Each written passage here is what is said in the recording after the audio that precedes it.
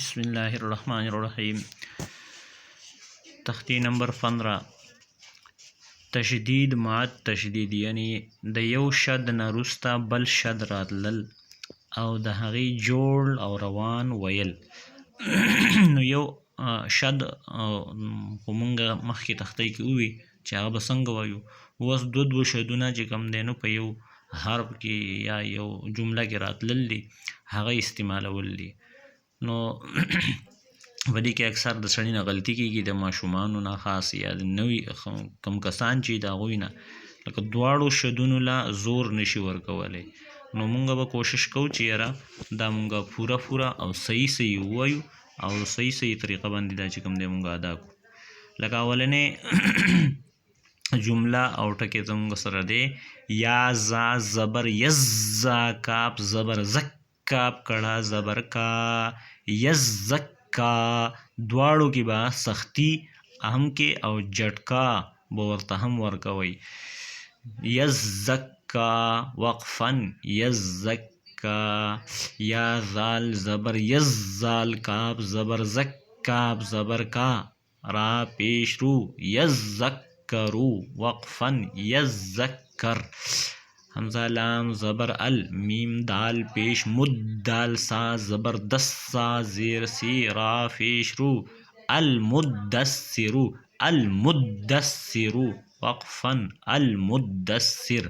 حمزه لام زبر ال، میم زا پیش مز، زا میم زبر زم، میم زیر می لام پیش لو المزملو وقفا المزمل. ها دی لاندې علیین ته ګورئ. عین لام زیر عل، لام یا زیر لی، یا زیر ی، نون زبر نا علیینا.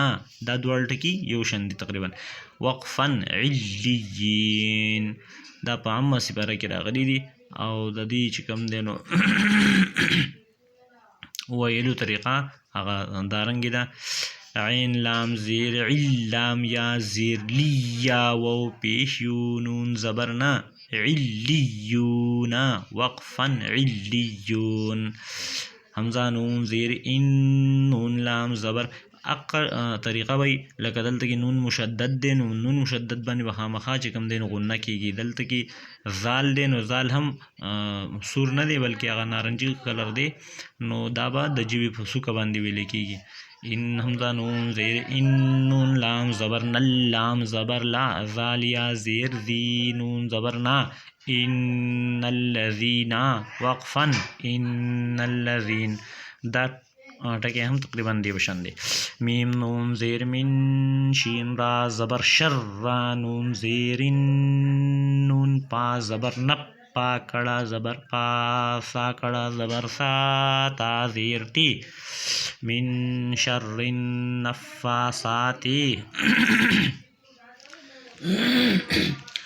دا ټکی چې کوم دی یا دا حرف چې کوم دی یا دا جمله چې کوم ده دا ډیره دې کې 3 شدونه راغلي، بر کې 2 راغلي، په دې کې 3 شدونه دي. د ویلو طریقه چې کوم دی هغه زده کول صحیح پکار دی. دې ته یو ځل بیا غوږ کېدی. میم نون زیر من، شین را دا خو بیله جمله شوه، دا خو ما وویله. شین را زبر شر، را نون زیرین. شین دا 3 ټکي به په یو سا باندې وایو، 3 نه چې 4 ټکي به په یو ځای باندې یو ځای جوړ به د دې بلکل یو ځای کوو. نو 4 ټکي به په یو جوړ په یو سا باندې دې ځای پورې وایو. شین را زبر شر، را نون زیرین، نون فا زبر نف، فا کړه زبر فا، سا کړه زبر سا، تا زیر تی، من شر النفاسات وقفا من شر النفاسات. دال را پیش در، را یا زیری، یا دو پیش یون، دریون وقفا دری، دری. دا د تنوین جمله پکې هم موږ ته استاد صلی الله علیه چې تنوین به څنګه وایو. عین زبر ع، دال واو پیش دو، واو دو پیش ون، عدو وقفا عدو. دا چې کوم دی د دې هغه ویلو طریقه شوه چې موږ تاسو پې صحیح زده کړو او مشق پې وکړو. دغه رنګې دا ډېره یو قسم لګران تختۍ ده. هغې وجه دا دی چې په ویلو کې خو دلته ماته خو اسانه وه، خو دا چې نوي ماشومان دي نو دا شدونه دا نشي ویلی. واخر دعوانا الحمدلله رب العالمین.